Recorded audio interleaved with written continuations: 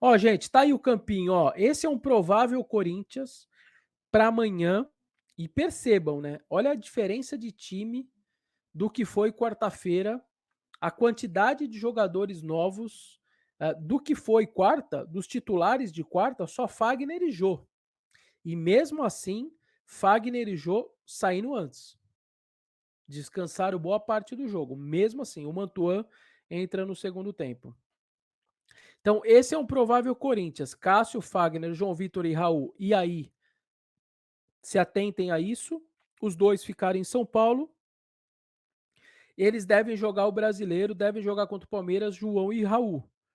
Mas na terça, já vou falando isso para vocês na sexta. A tendência é jogar ou João e Gil, ou Gil e Raul. O Gil deve jogar terça Libertadores. E aí joga ou com o João ou com o Raul, ok? Mas a zaga para amanhã eu tenho 99,999999 que seria essa. O Lucas Piton, e aí mais um adendo que eu vou trazer para vocês. Piton deve jogar amanhã e o Fábio deve jogar contra o Boca. Porque é isso que vinha. Lembra, o Piton jogou no Botafogo, jogou bem. Aí contra o Cali jogou o Fábio. E aí o Avaí jogou o Piton de novo.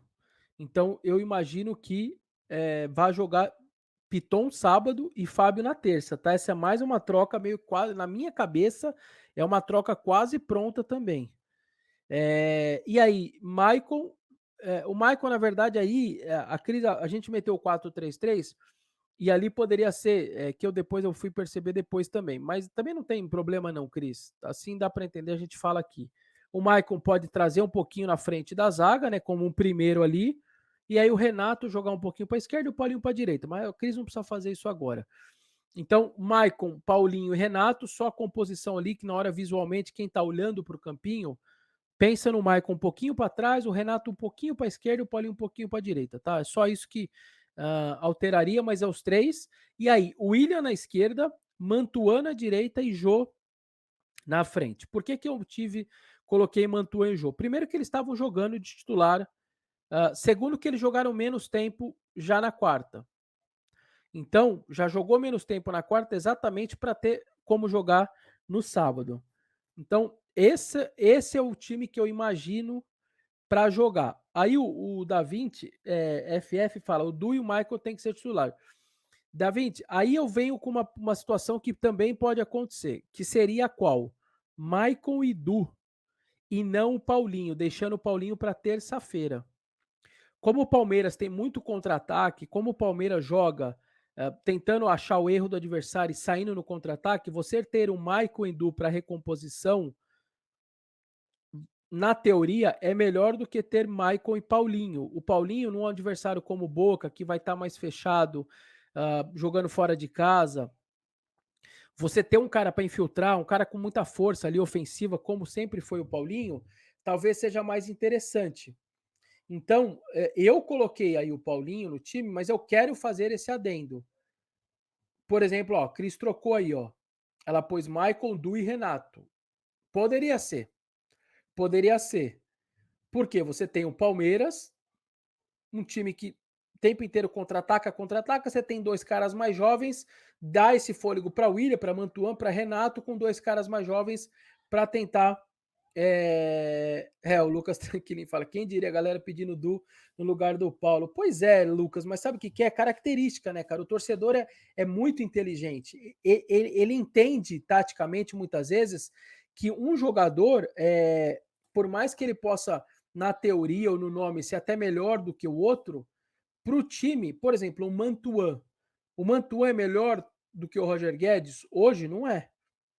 Só que o que o Mantuan está fazendo para o sincronismo do time, a ajuda que o Mantuan está dando para o time, quase que um Jorge Henrique ali do lado do campo, um Romero, alguém que taticamente está fazendo o William respirar um pouco mais, é ele que está baixando para formar 4 homens no meio de campo, e aí o William e o Jô tem mais paz para gastar menos energia.